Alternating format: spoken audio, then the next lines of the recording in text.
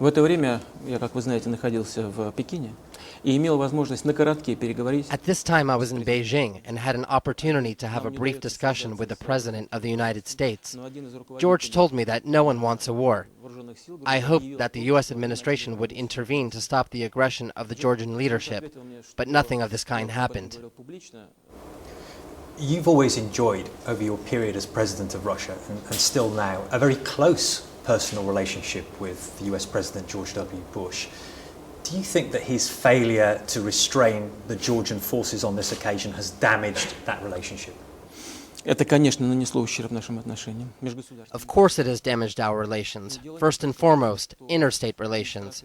But the thing is not only that the U.S. administration has failed to restrain the leadership from committing this criminal act, but in fact equipped and trained the Georgian army. But I have some other comment to add. Even during the Cold War, during the time of tough confrontation between the Soviet Union and the United States, we have always avoided direct clashes between our civilians, let alone our servicemen. We have serious reasons to believe that directly in the combat zone, citizens of the United States were present. And if this is the case, then the suspicion arises that someone in the United States has on purpose created this conflict with a view to exacerbate the situation and create a competitive advantage for one of the presidential candidates in the United States. These are quite astounding claims. Just to be clear, Mr. Prime Minister, are you suggesting that there were US operatives on the ground assisting Georgian forces, perhaps even provoking a conflict, in order to give a presidential candidate in the United States some kind of talking point? And if you are suggesting that, what evidence do you have? Я вам сказал, что если подтвердятся факты присутствия американских граждан в зоне боевых действий, I've told you that if the facts are confirmed that U.S. citizens were present in the combat zone, that it means only one thing, that they could be there only on the direct instruction of their leadership. And if this is so, then it means that American citizens are in the combat zone, performing their duties, and they can only do that following a direct order from their leaders and not on their own initiative. Ordinary experts, even if they are providing training in military matters, should do that, not in a combat zone, but at training ranges and training centers. I repeat, this needs to be further checked out. I'm telling you this based on what our military told me. Не буду скрывать, здесь нет никакой тайны. Конечно, мы заранее. Actually, there is no secret about it. We had, of course, considered all possible scenarios, including direct aggression by the Georgian leadership.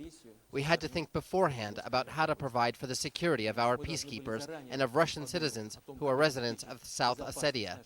But such a decision could only be taken by the President of the Russian Federation, the Commander-in-Chief of the Armed Forces, Mr. Medvedev. It's his decision. But it's been no secret either that for years you've been urging the West to take more seriously Russia's concerns about international issues, for instance about NATO expansion, about the deployment of missile defense systems in Eastern Europe.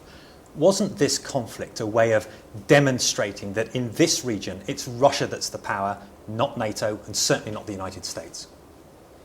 Конечно, нет. Of course not. What is more, we did not seek such conflicts and do not want them in the future.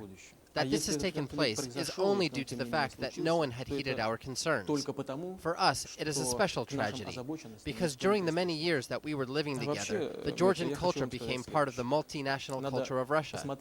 Considering the fact that more than 1 million Georgians have moved here, we have special spiritual links with that country and its people. One of the effects of Russian intervention in Georgia is that other countries of the former Soviet Union are now deeply concerned that they could be next, that they could be part of a resurgent Russian empire, particularly countries like Ukraine that have big ethnic Russian populations, but also Moldova, the Central Asian states, even some of the Baltic states. Can you guarantee to us that Russia will never again use its military forces against a neighboring state? Я категорически протестую против формулировки этого вопроса. I strongly object to the way this question is formulated. It is not for us to guarantee that we will not attack someone. We haven't attacked anyone. It is we who should be demanding guarantees from others to make sure that no one attacks us anymore and that no one kills our citizens. We are being portrayed as the aggressor. We are a peace-loving state, and we want to cooperate with all of our neighbors and with all of our partners. But if anyone thinks that they can come and kill us, that our place is at the cemetery, They should think what consequences such a policy will have for them.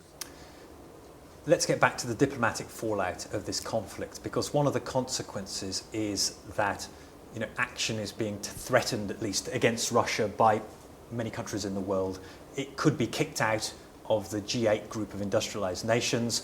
There are threats that it could have its contacts with the NATO military alliance suspended. What will Russia's response be if the country is diplomatically isolated as a result of this tension between Russia and the West? В сегодняшнем виде «восьмерка» уже не полноценна. In its present form, the G8 already doesn't carry enough weight.